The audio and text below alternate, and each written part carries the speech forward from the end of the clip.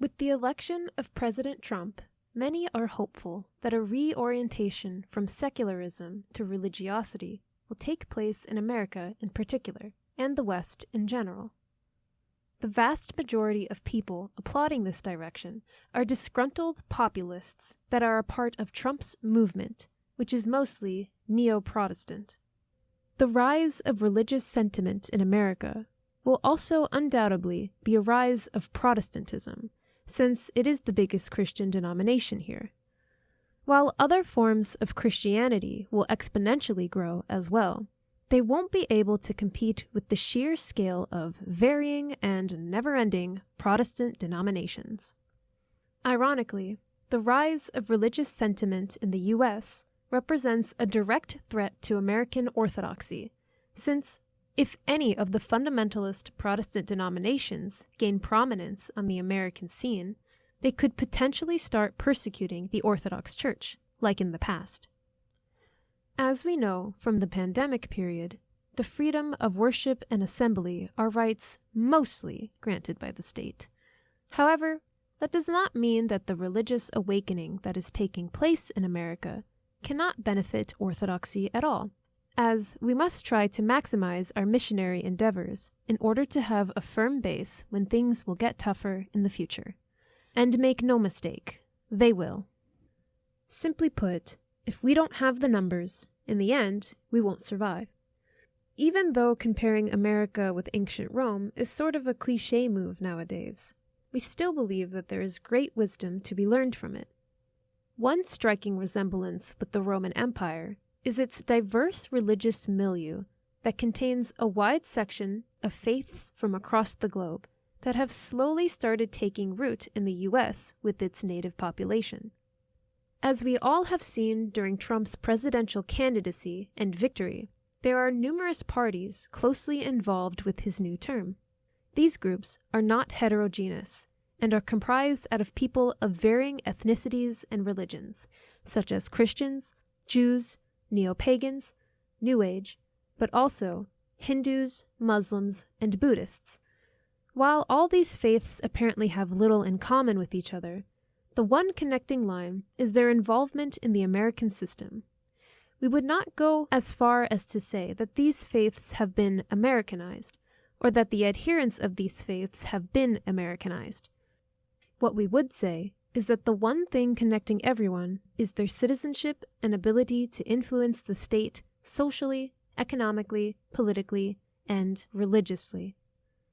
This somewhat bizarre situation reminds us not the end of the Roman Empire, nor its beginning, but of its climax, when Rome was conquering numerous territories and integrating their population into the Roman system. While this wide range of populations and faiths have never truly become Roman, by their incorporation in the Roman system, they became so. Some examples that come to mind are the Palmyrines, the Berbers, Thracians, Judeans, and obviously the Greeks. However, through the system of acquiring citizenship, numerous elites from these specific populations grew to not only decisively influence the politics of the Roman Empire, but to even be in charge of the state. The most famous examples being the Severan dynasty, Maximinus Thrax, Philip the Arab, or Queen Zenobia.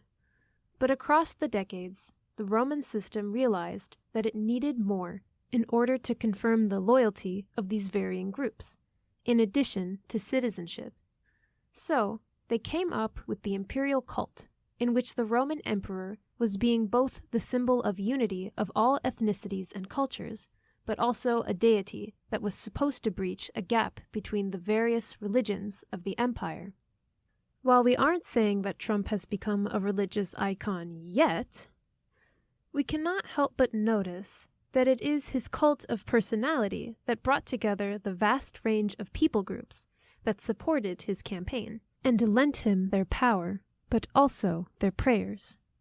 Let us not forget that during the 2024 RNC Congress, in addition to Protestant pastors, we saw the arrival and integration of Hindu clergy and religions without much opposition.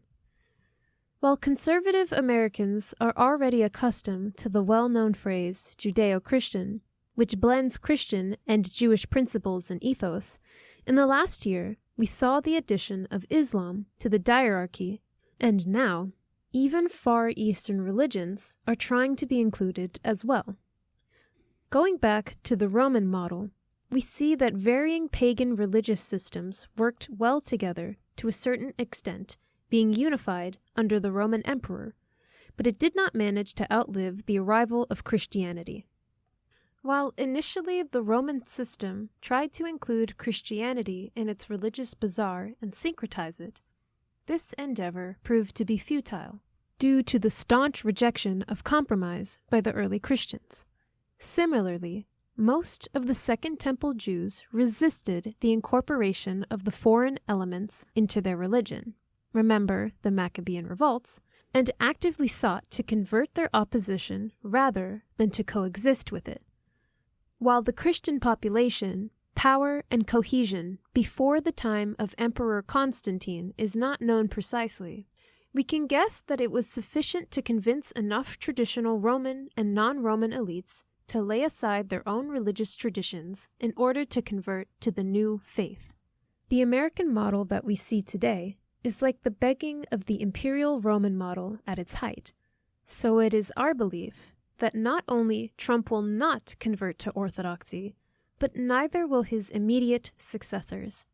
It will probably take at least a century of uninterrupted growth of the Orthodox Church in America to be able to challenge the state structures in order to propose the adoption of the new religion. Currently, the American Orthodox churches barely have any social, religious, or political power within the American system, even as GOARC and the OCA are trying hard to be accepted by the secular institutions. But the influence can increase if the church and the layman focus on participating in the social, cultural playground of the U.S. and try to influence the ideologies in our favor as much as possible.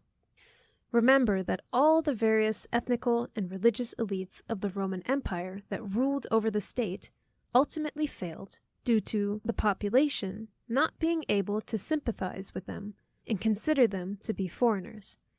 However, the Illyrian emperors, from Diocletian to Constantine's dynasty, even though they were not from the pure Roman stock, they managed to maintain their dynastic cohesion due to unifying the country through adopting the common faith. While Diocletian and his immediate successors favored paganism, Constantine and his family succeeded with Christianity. That is to say, that in order for any true political change to happen in America, we would need a series of rulers that have a clear vision in mind and a strong will to support the adoption of a unified ideology or faith. Cult of personality figures such as Trump, even though immensely popular and influential, will not have an immense impact by themselves, other than allowing other ethno-cultural and religious groups to partake in political decision-making actions, even more so than the Democrats have done. The H-1B visa scandal is just the tip of the iceberg. Whether this increasingly competitive and fierce arena of ideologies will be beneficial to Orthodoxy or not remains to be seen. But one thing we can say for certain is that we must participate or risk being vanquished.